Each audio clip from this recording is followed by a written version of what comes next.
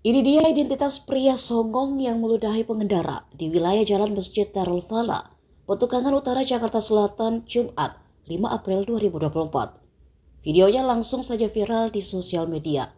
Sosoknya juga jadi bulan-bulanan netizen. Kini muncul video permintaan maafnya. Belakangan terkuak nama pria tersebut adalah Ari Febrian.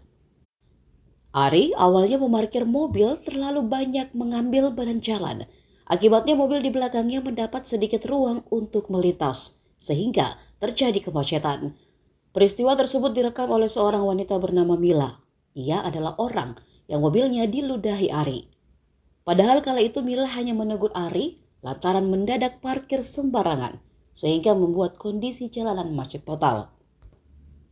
Sembari mengumpat, pria berkemeja kotak-kotak itu lantas meludah ke arah mobil tersebut. Sadar dirinya jadi sorotan, Ari akhirnya membuat video klarifikasi dan permintaan maaf. Pasca video permintaan maafnya tersebar, sosok Ari tetap jadi bulan-bulanan netizen. Bahkan, kini publik penasaran dengan sosok hingga jabatan Ari yang diduga pegawai Pertamina.